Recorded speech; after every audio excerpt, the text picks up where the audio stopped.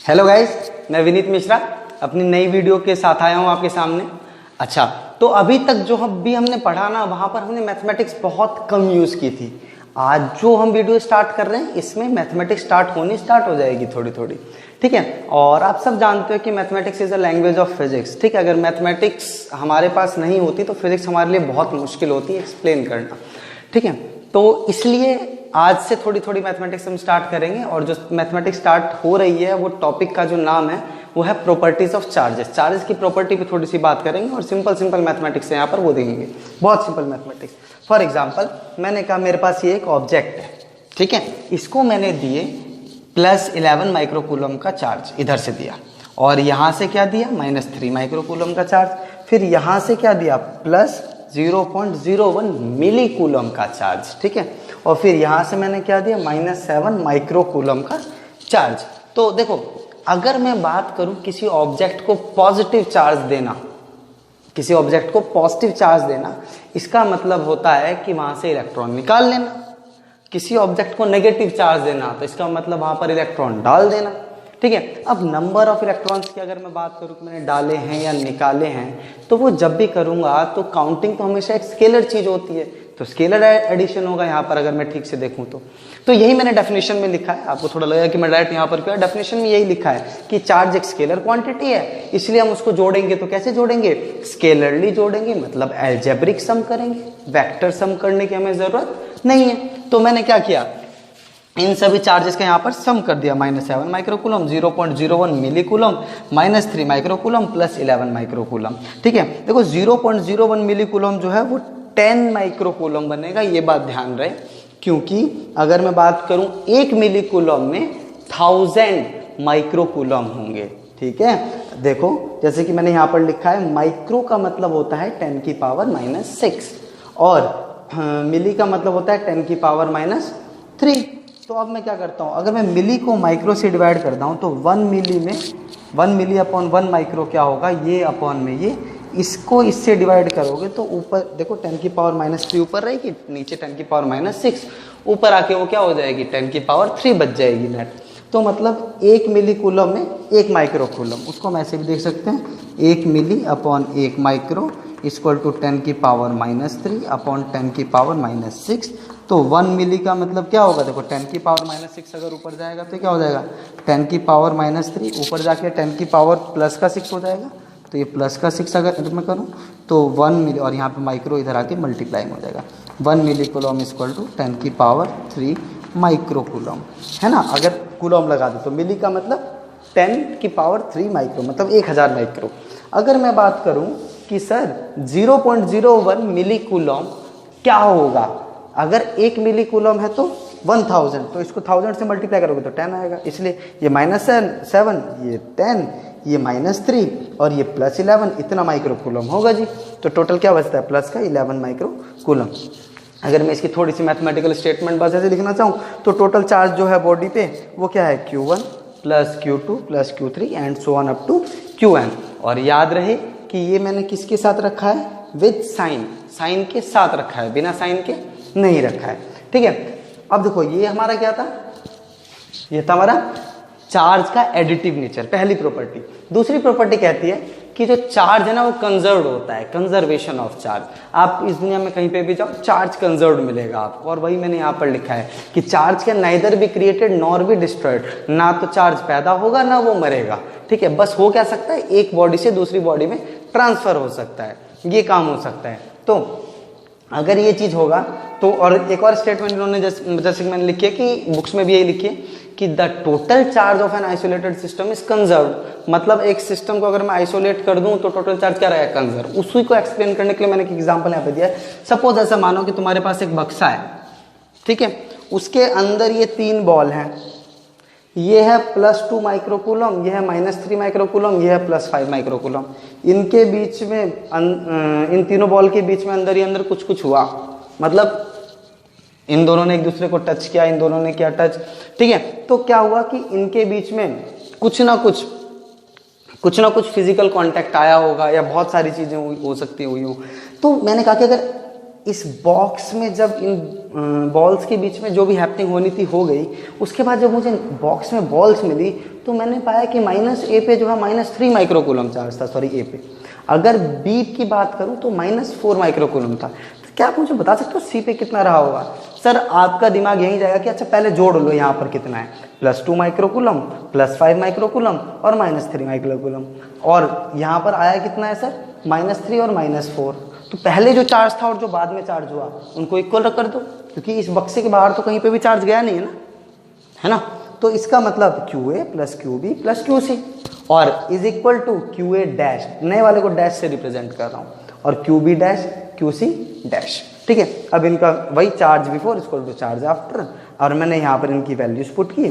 तो देखो -3 माइक्रोकूलम इसमें भी है, इसमें भी, ये कट जाएगा। 2 और 5 7 और ये -4 इधर आके प्लस का 4 हो जाएगा, 7 और 4 11 माइक्रोकूलम। तो इस तरीके से मैंने एक्सप्लेन किया कंजर्वेशन ऑफ चार्ज हूँ। कंजर्वेशन ऑफ चार्ज और भी बहुत सारी जगहों पर देखा जाता है। फॉर एग्जाम्पल मैं मिटाता हूँ, आप ये नोट कर लो फिलहाल, ठीक है, मिटा रहा हूँ। तो देखो चार्ज कंजर्वेशन के थोड़े से एग्जाम्पल्स पे बात करते हैं। फॉर एग्जाम्पल जो हमारे पास पहला और सबसे पहले जो आया था हमारे पास एग्जाम्पल, वो क्या था? जब मैं ग्लास रॉड को सिल के साथ रब कर रहा था, ग्लास रॉड को सिल के साथ रब कर रहा था, ठीक है, और मैं कह रहा हूं कि मानो इस पर पॉजिटिव चार्ज है, मतलब 4 पॉजिटिव चार्ज आया। तो ऑब्वियस सी बात है कि सर इस पे 4 पॉजिटिव चार्ज आया, इसका मतलब इसके पास 4 नेगेटिव चार्ज गए होंगे, क्योंकि इनके बीच में तो रबिंग हुई है। चार्ज कहाँ गए? इलेक्ट्रॉन यहाँ निकले, यहाँ से निकले, तो इसी में पहुंचे होंगे ना। तो अब अगर मैं बात करूं तो देखो ये कैसा हो गया? पॉजिटिव, और ये क्या हो गया? नेगेटिव। सर अगर मैं इसको ठीक से देखूं तो ये +4 इलेक्ट्रॉन जितना चार्ज, ये -4 इलेक्ट्रॉन जितना चार्ज। तो सर नेट कितना बचा? अभी भी सिस्टम पे बात करूं, सिस्टम तो अब ये दोनों हो गया ना, तो कितना हो गया सर? +4e और -4e, sir 0 net charge. Sir पहले भी इतना था और बाद में भी इतना ही रहा, पहले भी दोनों न्यूट्रल थे ना, तो नेट चार्ज 0 ही था। दूसरा, ठीक है, जैसे कि नमक होता है NaCl, है ना, तो हम जानते हैं कि सोडियम का पॉजिटिव आयन और क्लोरीन का नेगेटिव आयन मिलकर एक नमक का मॉलिक्यूल बनाते हैं, मतलब NaCl, सोडियम क्लोराइड।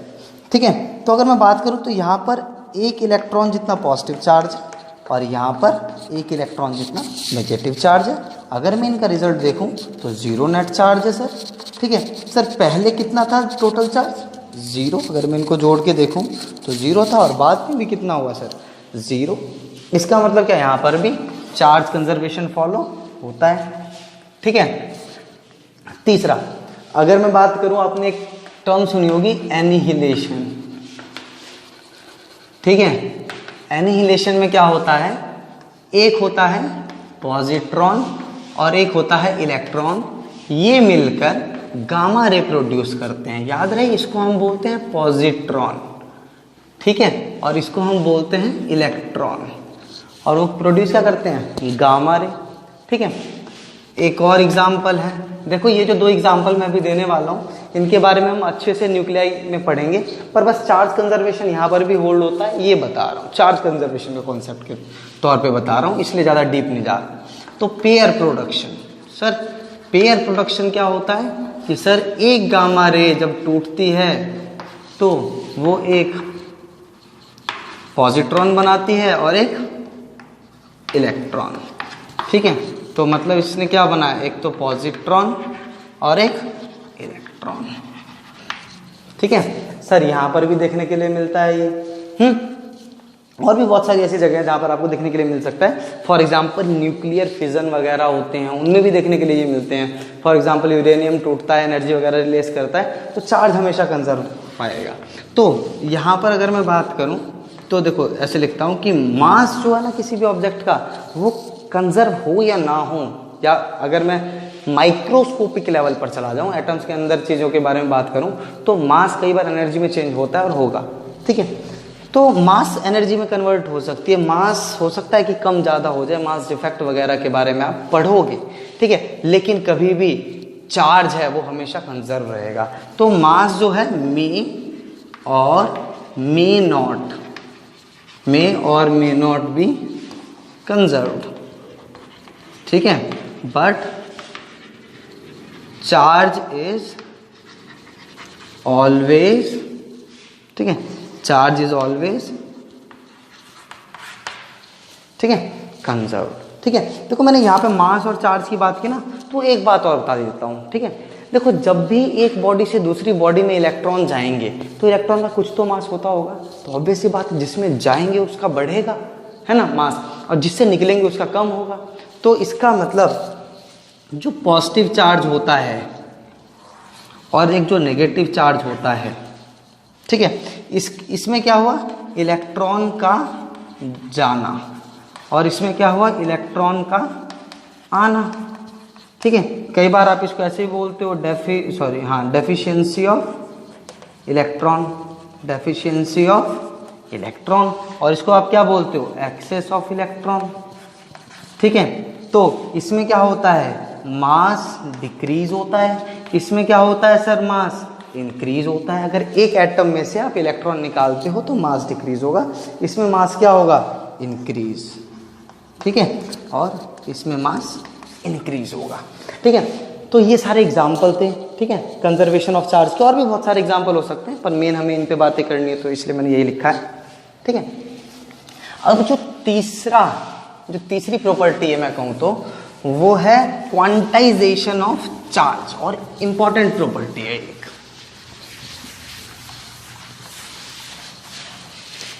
ठीक है, अब जो प्रॉपर्टी के बारे में हम बात कर रहे हैं वो है quantization of charge. Quantization of charge, third property. Sir quantization का मतलब क्या होता है? क्वांटाइजेशन, क्वांटा का मतलब होता है टुकड़ा। ठीक है, क्वांटाइजेशन कहाँ से बना है, क्वांटा वर्ड से बना है। क्वांटा का मतलब टुकड़ा। फॉर एग्जांपल जैसे हमारे पास एनर्जी आती है वेव पैकेट्स में, जिसको आप फोटोन बोलते हो ना, तो वह उस तरीके से हमारे पास इलेक्ट्रॉन भी क्वांटा में जाते हैं। मतलब मानो मैंने कहा कि ये मेरे पास एक ऑब्जेक्ट है और ये दूसरा ऑब्जेक्ट है। ठीक है, इससे इसमें इलेक्ट्रॉन कुछ गए, मैंने कहा मान लो 7 इलेक्ट्रॉन गए, इससे इसमें गए मान लो 3 इलेक्ट्रॉन गए। क्या इसमें से इधर 2.3 इलेक्ट्रॉन जा सकते हैं? क्या इसमें से इधर 5.5 इलेक्ट्रॉन जा सकते हैं? सर ये हो सकता है, ये भी हो सकता है, पर ये नहीं हो सकता। सर इलेक्ट्रॉन जाएगा तो पूरा जाएगा, ठीक है, नहीं तो नहीं जाएगा। ठीक है, टुकड़ों में इलेक्ट्रॉन जाएगा, नहीं फ्रैक्शन में कभी इलेक्ट्रॉन नहीं जाएगा। यही होता है क्वांटाइजेशन ऑफ चार्ज। और इसका क्वांटा क्या है? इसका क्वांटा है इलेक्ट्रॉन। क्वांटा क्या है? इलेक्ट्रॉन। मतलब सबसे छोटी चीज यही जाएगी। तो मैं इसको स्टेटमेंट की फॉर्म में लिख सकता हूं कि only a whole electron can go और come from an atom. Atom की बात कर लेते हैं भाई, सब्सटेंस क्यों, एक एटम में से भी तो यही काम होगा। ठीक है, only a whole electron can go और कम फ्रॉम एन एटम। दस इसका मतलब क्या हुआ सर, अगर मैंने किसी को चार्ज किया है तो उसमें से जो इलेक्ट्रॉन निकाले होंगे उनके नंबर्स होंगे, फ्रैक्शन नहीं हो सकता, 4.7 इलेक्ट्रॉन्स नहीं निकाल सकता। तो इसका मतलब 10 charge on any body, charge on any body is an integral multiple of electron, है ना, integral multiple of charge on electron. ठीक है, चार्ज ऑन इलेक्ट्रॉन, जिसको मैं लिख सकता हूं sir Q is equal to n e, जहां पे n क्या है, एक इंटीजर है। सर वो क्या हो सकता है, पॉजिटिव भी हो सकता है, नेगेटिव भी हो सकता है और जीरो भी हो सकता है। सर ये जो E है ये क्या है, ये चार्ज ऑन इलेक्ट्रॉन है और इसकी वैल्यू 1.6 इंटू 10⁻⁹ कूलम, अप्रॉक्सीमेटली यही लिखेंगे। हालांकि होती थोड़ी और भी आगे तक है, 1.6027156 ऐसे कुछ चलती है। ठीक है, मुझे वहीं तक याद था। तो 1.6 इंटू 10⁻⁹ कूलम ये चार्ज होता है एक इलेक्ट्रॉन पे, इसको हम बोलते हैं क्वांटाइजेशन। ठीक है, और क्वांटाइजेशन जो है ना एक बहुत नेचुरल फिनोमेना है, आपको डेली लाइफ में भी दिखेगा। फॉर एग्जांपल आप YouTube चलाते हैं तो YouTube जो आपका चलता है ना, वो आपके फ़ोन में लाइट्स आती हैं, मतलब रेडिएशन आती है, ऐसी रेडिएशन जो आपको दिखती नहीं है। तो वो जो रेडिएशन आती है वो अगर मतलब टुकड़ों में आती है, डिस्क्रीट पैकेट्स की फॉर्म में आती है। आपने सुना भी होगा कि, मैं थोड़ा सा यहाँ पे आ रहा हूँ, E is equal to h nu, ठीक है, और इसको हम बोलते हैं quanta of light, quanta of electromagnetic radiation बोल लो या लाइट भी बोल सकते हो 1 मिनट के लिए यहाँ पे, ठीक है। हालांकि लाइट नहीं, ज़्यादा अच्छी टर्म इलेक्ट्रोमैग्नेटिक रेडिएशन होगी, पर 1 मिनट के लिए मानो, मैंने तो ऐसे लिख दिया, ठीक है। E=h/nu। अच्छा, मतलब कोई भी जो लाइट है वो पर्टिकुलर फ्रीक्वेंसी की होगी और ये आएगी, और ये आप पढ़कर आए हो स्ट्रक्चर ऑफ एटम में कि हमेशा लाइट पैकेट्स की फॉर्म में आती है, और अगर जल्दी जल्दी आने लग गई तो इसका मतलब हमारा यूट्यूब जो है ना वो एकदम स्मूथ चलेगा। फॉर एग्जांपल आपके पास जो यूट्यूब होगा उसमें आप देखते होगे कि कई बार ऐसा होता है कि वाइट वाली लाइन आगे जाती है, रेड वाली उसके पीछे जाती है। इसका मतलब आपका जो वो है वेव पैकेट है या जो एनर्जी है, जो डेटा आ रहा है वो बहुत अच्छे से तेजी से आ रहा है आपके पास, है ना, कि वो बीच में रुक नहीं रहा है। अगर रुक रहा होता तो जैसे वो, अगर मान लो कि 6 सेकंड का एक वेव पैकेट आया आपके पास और आपने 6 सेकंड तक वीडियो चलाई, और दूसरा वेव पैकेट भले ही वो 4 सेकंड का हो, 7 का हो, 15 सेकंड का हो, वो आपके पास नहीं आया 6 सेकंड के अंदर, तो इसका मतलब क्या, आप 6 सेकंड तक की वीडियो के बाद अपने फ़ोन में बफरिंग देखोगे, देखते हो, ठीक है। वही होता है, अगर वही पैकेट जल्दी जल्दी जल्दी जल्दी आने लग गए तो इसका मतलब क्या, आपकी जो यूट्यूब है वो एकदम मस्त चलेगी, स्मूथली चलेगी, कंटिन्यूसली चलेगी, है ना। तो जब डिस्क्रीट चीज़ें आती है तो उसको हम हमेशा क्वांटा में समझते हैं, क्वांटाइजेशन से समझते हैं, ठीक है। और वही चीज़ अगर बहुत तेज तेज आने लग जाए तो वो हमें कैसे कंटिन्यूस लगने लगती है ना। वही एनर्जी अगर बहुत तेज आ जाए, अरे कंटिन्यूस डाटा चल रहा है मेरा तो मस्त एकदम, ऐसा ही होता है ना। तो अगर मैं इसकी बात करूं एनर्जी की, तो ये क्वांटा ऑफ लाइट है, ठीक है। एक चीज़ और आप पढ़ोगे, क्वांटाइजेशन ऑफ एंगुलर मोमेंटम, ठीक है। बस मैं बता रहा हूँ, इसके बारे में ज़्यादा बात करेंगे हम न्यूक्लियाई में, वहाँ पे भी इतनी ज़्यादा नहीं होगी। क्वांटाइजेशन ऑफ एंगुलर मोमेंटम, ठीक है, जहाँ पर आप पढ़ोगे कि angular momentum of an electron orbiting in an orbit is always integral multiple of h/2π nh/2π l equal to, ये पढ़ा भी होगा आपने, तो h/2π का इंटीग्रल मल्टीपल होगा। ऐसे ये भी क्वांटाइज्ड है, ऐसे ही चार्ज भी क्वांटाइज है। देखो ये तो है कि इलेक्ट्रॉन ही ट्रांसफर होगा, इलेक्ट्रॉन का टुकड़ा ट्रांसफर नहीं हो सकता। कई बुक्स हैं, कई जगहों पे ऐसा लिखा गया है कि देखो, कई जगहों पर ऐसा भी लिखा गया है कि उनसे छोटे चार्जेस हमें मिल गए हैं जिनको उन्होंने क्वार्क्स बोला है। और जो क्वार्क्स होते हैं ना, जो क्वार्क्स होते हैं वो फ्री स्टेट में नहीं रहते कभी भी, ठीक है। थोड़ा सा उन्होंने बात किया है क्वार्क्स के बारे में, मैं बता देता हूँ क्या बात हो रखी है उनकी, ठीक है। क्वार्क्स, देखो क्वार्क्स में क्या होता है कि वैसे 6 तरीके के क्वार्क्स होते हैं, अप, डाउन, टॉप, बॉटम और स्ट्रेंज एंड 4, ठीक है। तो जो हमें मेन पढ़ना है वो अप और डाउन के बारे में बता देता हूँ। जो अप होता है और एक डाउन होता है। सर जो अप होता है उसको 2e/3 + 4 से डिनोट करते हैं, जिसको हम u लिखते हैं, और इसको -e/3 से करते हैं, जिसको हम d लिखते हैं, है ना। तो इतने छोटे चार्ज मिल गए हैं। अगर मैं बात करूं कि अगर ये सही मायने में हम इसको क्वांटा माने तो क्या होगा क्वांटाइजेशन में। सर क्वांटाइजेशन तब भी होल्ड करेगा, क्वांटाइजेशन तब भी रहेगा, बस शर्त क्या है, वहां पे ne की जगह क्या हो जाएगा, ne/3, e/3 का मल्टीपल चल रहा है ना, वो आ जाएगा। तो क्वांटाइजेशन फिर भी रहेगा, क्वांटा चेंज हो जाएगा। पहले क्वांटा क्या है, इलेक्ट्रॉन, अब क्या हो जाएगा e/3, charge on electron upon 3। तो अब अगर मैं बात करूं सही मायने में तो ये आए कहाँ से, हम ऐसा कहा जाता है कि जो आपके प्रोटॉन है, न्यूट्रॉन है, वो इन्हीं चीज़ों से मिलकर बने होते हैं। फॉर एग्जांपल अगर मैं बात करूं इलेक्ट्रॉन की, तो इलेक्ट्रॉन पे अगर मैं बात करूं तो इलेक्ट्रॉन यहाँ पर होगा d, ठीक है, जिसका मतलब -e/3 plus -e/3 plus -e/3। अगर मैं इन सबको जोड़ूं तो यहाँ आएगा -e, तो इलेक्ट्रॉन ही तो होता है ये। और अगर मैं बात करूं ऐसे प्रोटॉन की, तो सर प्रोटॉन कैसा बनेगा, उसमें प्लस का ई लाना है, इसको 3 बार लिख के तो आ नहीं सकता, और ना तो मेरे पास प्लस का e/3 है, तो वो है UUD। देखो +2e/3 है ना, और एक और +2e/3। सर 4e/3 तो 2 से हो गया, और 1 से -e/3 हो गया, तो प्लस का 3e/3 होगा, तो प्लस ही हो जाएगा। और अगर मैं बात करूं न्यूट्रॉन, तो सर ये हो जाएगा UDD, ठीक है, +2e/3 plus -e/3 plus -e/3। Sir ये क्या होगा, 0। यही तो होता है, है ना। बस ये मैंने थोड़ी सी बात कर दी है क्वार्क्स की, बाकी आपको समझ में आना चाहिए क्वांटाइजेशन होल्ड करता है ना। अब मैं क्या करूँगा, क्वांटाइजेशन पे कुछ क्वेश्चंस लूँगा, है ना। जैसे कि फॉर एग्जांपल आपने बहुत पहले 10th क्लास में भी ये क्वेश्चन किया होगा कि एक कूलम चार्ज में कितने इलेक्ट्रॉन्स, क्वेश्चन आता है कि how many electrons are in 1 coulomb. तो मैं कहता हूं कि सर मान लो कि n इलेक्ट्रॉन है, let n electrons are there in 1 coulomb, ठीक है। तो इसका मतलब n into charge on 1 electron equal to q। तो क्वांटाइजेशन वाला ही तो लगा, n इलेक्ट्रॉन है, charge on 1 electron equal to q, n equal to q by, ठीक है। सर q की वैल्यू कितनी है 1 कूलम, इलेक्ट्रॉन पे चार्ज कितना है sir 1.6 into 10 to the power minus 19 coulomb.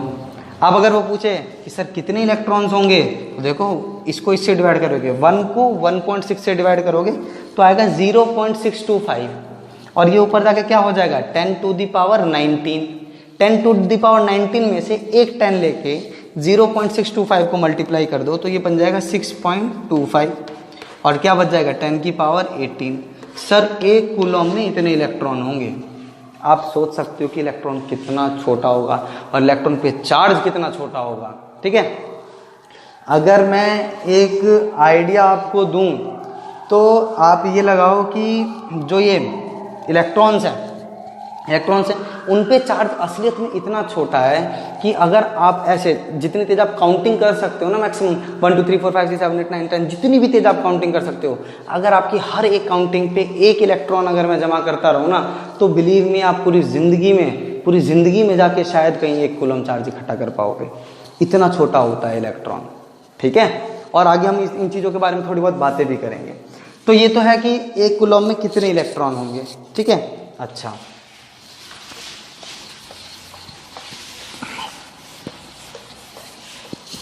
ठीक है। एक एनसीईआरटी का ही क्वेश्चन है, एग्जाम्पल नंबर 1.2 है, ठीक है।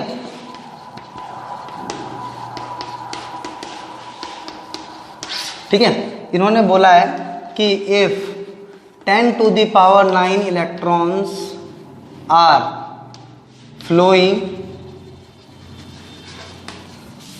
पर second how much time will it take to have 1 coulomb of charge. मतलब सर अगर 10 की पावर 9 इलेक्ट्रॉन जो हैं हर सेकंड जा रहे हैं तो 1 कूलम का चार्ज होने में कितना टाइम लग जाएगा। देखो आपको बहुत गजब का आइडिया लगेगा। अगर मैं सॉल्यूशन की बात करूं तो 1 सेकंड में, ठीक है, 1 सेकंड में कितने electron sir 10 to the power 9 electron, है ना, 10 टू द पावर 9 इलेक्ट्रॉन, ठीक है। इसका मतलब सर कितना charge 10 to the power 9 into 1.6 into 10 to the power 19 coulomb charge. अगर मैं 1 सेकंड में बात करूं तो इतने इलेक्ट्रॉन जा रहे हैं, इतना चार्ज जा रहा है ना। तो अगर मैं बात करूं अब यहाँ से, इसका मतलब अगर मैं देखूं तो 1 कूलम का चार्ज जाने में कितना टाइम लगेगा, इसको 1 सेकंड के नीचे ले आओ। 1 सेकंड अपॉन 10 की पावर 9 इंटू 1.6 इंटू 10 की पावर माइनस 19, ठीक है, क्योंकि 1 कूलम तो मैंने यहीं छोड़ दिया है ना। अब मैंने इसको रिवर्स कर दिया, ठीक है। तो अब आप देखो 1 कूलम का मतलब क्या हो जाएगा सर 1 सेकेंड। अच्छा, इसके नीचे 1 अपॉन 1.6 क्या आएगा सर भाई 0.625। तो 0.625 की जगह मैं लिख रहा हूँ 6.25। मतलब ऊपर जितने भी 10 आएंगे उसमें से एक को यहाँ पे मल्टीप्लाई कर दूंगा और वहाँ पे पावर 1 कम कर दूंगा। तो ये 10 की पावर 9 इंटू 10 की पावर माइनस 19, तो ये क्या बचा 10 की पावर माइनस 10। ऊपर जाके क्या हुआ होगा 10 की पावर प्लस 10, और जिसमें से एक 10 क्या हो गया यहाँ पे मल्टीप्लाई, तभी 6.25 बना। इसका मतलब 10 की पावर 9 सेकेंड।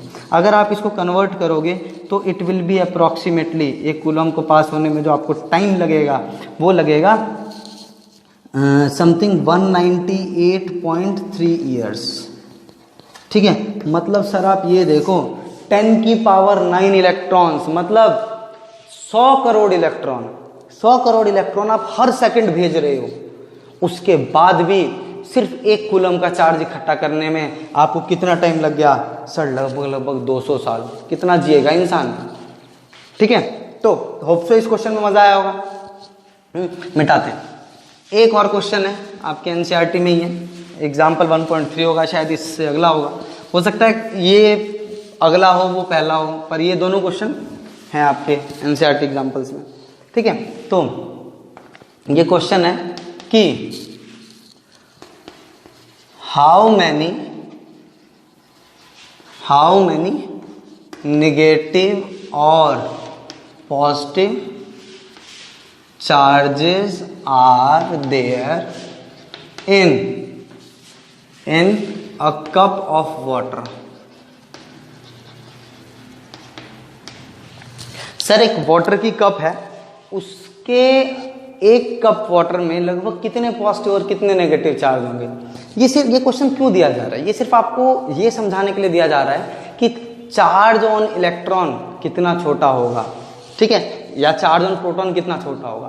तो यह क्या बोल रहा है? हाउ मेनी नेगेटिव और पॉजिटिव। नेगेटिव मतलब क्या पूछ रहा है कि सर कितने इलेक्ट्रॉन्स हो सकते हैं और सर कितने प्रोटॉन हो सकते हैं। सर एक बात तो क्लियर है कि जो हमारा पानी है ना वो न्यूट्रल है, क्योंकि H2O के मॉलिक्यूल से बना है और H2O मॉलिक्यूल न्यूट्रल होता है ना। तो वो जितने भी उसमें वाटर मॉलिक्यूल्स है सारे न्यूट्रल, तो टोटल पानी मेरा क्या है? न्यूट्रल। तो सर ये बात तो श्योर है, जितने पॉजिटिव चार्ज होंगे उतने ही नेगेटिव चार्ज होंगे, है ना। अच्छा, तो सर मुझे क्या पता करना है कि कितना नेगेटिव और कितना पॉजिटिव है। नंबर पता करने, सिर्फ कितना चार्ज होगा ये नहीं पता करना, है ना। तो मैंने स्टार्ट किया, मैंने कहा कि let 180 gram of water is there in कितना? A cup of water. एक पानी के कप में कितना पानी है? 180 ग्राम। देखो बुक्स में शायद 250 ग्राम लेके कर रखा है, मैं 180 ग्राम सिर्फ कैलकुलेशन को इजी करने के लिए कर रहा हूँ, ठीक है, तो आपको पता चलेगा। देखो अगर मैं बात करूँ तो मैं जानता हूँ कि 18 ग्राम H2O का मतलब क्या होता है सर? 18 ग्राम H2O का मतलब होता है 1 मोल H2O, है ना। 1 मोल H2O का मतलब सर 6.022 इंटू 10 की पावर 23 मॉलिक्यूल ऑफ H2O, ठीक है सर। तो इसका मतलब 180 ग्राम में कितना हो जाएगा सर? 180 ग्राम H2O में कितना? इसको 10 से और मल्टीप्लाई, 6.022 इंटू 10 की पावर 24 मॉलिक्यूल ऑफ H2O, ठीक है। अच्छा, तो 180 ग्राम में इतने मॉलिक्यूल हो गए। अच्छा, अब एक बात हो, एक मॉलिक्यूल H2O में, ठीक है। अच्छा देखो, हाइड्रोजन के पास कितने इलेक्ट्रॉन? 1, और ऑक्सीजन के पास 8, 2 पहले शेल में और 6 दूसरे शेल में। तो इसके पास 1 मॉलिक्यूल का मतलब 2 + 8 = 10 इलेक्ट्रॉन्स। कितने इलेक्ट्रॉन्स? 1 molecule of H2O। अच्छा, 180 ग्राम में कितने मॉलिक्यूल? मतलब 180 ग्राम H2O की बात करूं या 6.022 into 10 to the power 24 molecule of H2O इसकी बात करूं, तो मुझे क्या पता चलेगा कि सर एक में कितना? 10 इलेक्ट्रॉन्स या और प्रोटॉन्स, दोनों इतने ही है ना।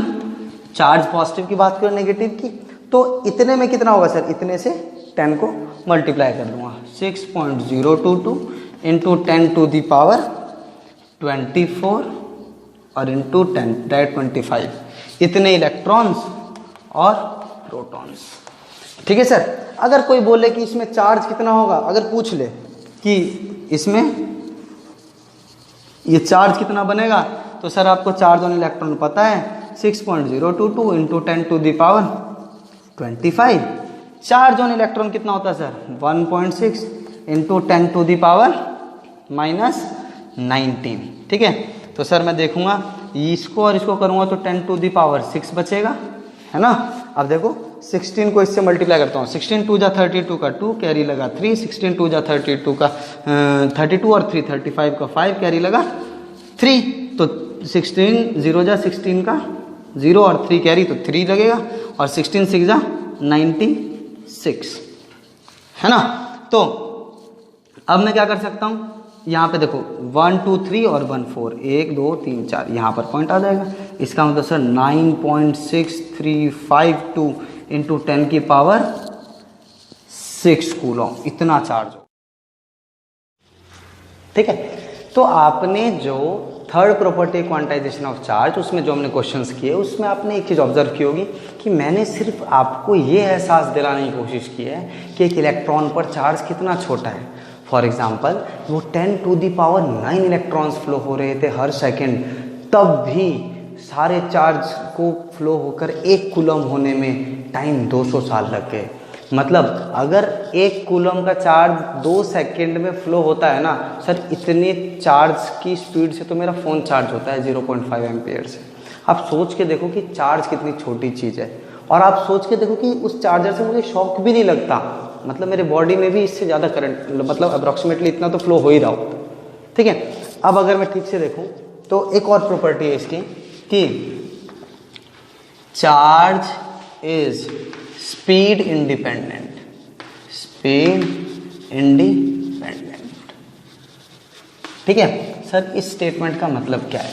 अगर मैं बात करूं मास की, तो सर जो मास है ना वो इस लॉ के अकॉर्डिंग या इस रिलेशन के अकॉर्डिंग जो आइंस्टाइन ने दिया था चेंज होता है, ठीक है। देखो ये होता है रेस्ट मास, ये होता है रेस्ट मास, ठीक है। सर अगर मास स्पीड के हिसाब से चेंज होता है तो इसका मतलब जो मैं 200 या 150 ग्राम की बॉल फेंक रहा हूँ, मान लो 100 मीटर या 150 किलोमीटर प्रति मतलब पर आवर की स्पीड से, तो क्या उसका मास भी चेंज होगा जब मैंने फेंका? सर चेंज होगा, बट इतना कम चेंज होगा कि वो ऑब्जर्वेबल नहीं होगा। फॉर एग्जाम्पल मैं तुमको कहता हूँ कि एक कार मानो एक कार चल रही है 300 मीटर पर सेकंड की स्पीड पे। सर 300 मीटर पर सेकंड की स्पीड में पहली बात कार का चलना बहुत मुश्किल है, पर फिर भी मैं एक इमेजिनरी सिचुएशन आपको देता हूँ। तो अगर मैं 300 मीटर पर सेकंड की बात करूँ तो v क्या है सर 300, और c क्या है 3 इंटू 10 टू दी पावर 8, है ना। तो सर अगर मैं बात करूँ v बाई सी का होल स्क्वायर, यही तो होगा sir v square by c square. इसका मतलब क्या 300 बाई 10 की पावर 8, तो 1/10 की पावर 6 हो जाएगा, और इसका स्क्वायर हो जाएगा 10 की पावर -12। सर 1 में से अगर माइनस करोगे 10 की पावर -12, तो सर ये लगभग 1 ही रहेगा। तो इसकी वैल्यू क्या रहेगी? एज इट इज़ 1 रहेगी। तो m will be approximately equal to m0। जब कोई भी ऑब्जेक्ट बहुत कम स्पीड से चल रहा होता है, मतलब जो हम डेली लाइफ में जनरली देखते हैं बड़े ऑब्जेक्ट्स को, तो उसका मास चेंज नहीं होता है स्पीड के साथ। पर अगर मैं इलेक्ट्रॉन्स वगैरह की बात करूं तो उसका मास एक अप्रिशिएबल अमाउंट में चेंज होगा। इलेक्ट्रॉन जब एक एटम के अंदर घूम रहा होता है, बहुत तेज घूमता है, something 10 to the power 6 metre per second की स्पीड से, इतनी तेजी से घूम रहा होता है। तो mass is depending upon speed. तो जो मास है सर वो क्या है? Speed dependent, speed dependent. But sir जो चार्ज है वो क्या है? स्पीड इंडिपेंडेंट, ठीक है। अच्छा सर अब जब यहाँ पर आ गए हैं तो एक काम और करते हैं, मास और चार्ज में डिफरेंस की बात करते हैं, ठीक है। मैं आपको 5-6 डिफरेंस बताता हूँ, तुम्हारा काम क्या है इसको आराम से अपने घर पे नोट कर लेना, ठीक है। जो मास है, ठीक है, वो क्या है? स्केलर क्वांटिटी वो भी है और चार्ज भी स्केलर है, बट मास हमेशा पॉजिटिव ही होगा। पर चार्ज जो है पॉजिटिव और नेगेटिव दोनों हो सकते हैं, और नेट चार्ज 0 भी हो सकता है। सबसे पहली चीज़ ये, ठीक है। दूसरी बात, जो मास है, ठीक है, वो क्वांटाइज नहीं है अभी तक मास का क्वांटाइजेशन हमें मिला ही नहीं है। जैसे एनर्जी का है, चार्ज का है, पर मास का नहीं मिला, ठीक है, अभी स्टेब्लिश होना बाकी है। बट चार्ज का मिल चुका है, चार्ज क्वांटाइज्ड है, ठीक है। दूसरा, जो मास है वो स्पीड डिपेंडेंट है, और जो चार्ज है वो स्पीड इंडिपेंडेंट है, ठीक है। 3 हो गए। अगर मैं बात करूं जो मासेस के बीच में जो फोर्स लगती है, ग्रेविटेशनल फोर्स, वो हमेशा अट्रैक्टिव होगी, बट चार्जेस के बीच में जो फोर्स लग रही है वो अट्रैक्टिव भी हो सकती है और रिपल्सिव भी हो सकती है, ठीक है। दूसरी बात और भी देखो, जब किसी बॉडी में से चार्ज ट्रांसफर होता है तो उस पर मास आता है, मास में चेंज आता है, हम जानते हैं। अगर इसमें से चार्ज निकला है तो इसका मास चेंज हुआ है, ठीक है। इसका मतलब क्या है कि चार्ज के पास मास तो है ही है सर, है ना, तभी तो चेंज हुआ है। लेकिन मतलब चार्ज दिख गया तो मास है, पर कहीं अगर मास दिख जाए तो वहाँ पर चार्ज हो, क्या ये ज़रूरी है सर? ज़रूरी नहीं है। ये सब कुछ डिफरेंस है, ऐसे 4-5 डिफरेंसेस आप इजीली लिख सकते हो और इनको लिखना ज़रूर कॉपी में, ठीक है। Thank you guys, hope so आपको सारी बातें समझ में आती होंगी और मुझे ऐसे सपोर्ट करते रहिए। थैंक्स।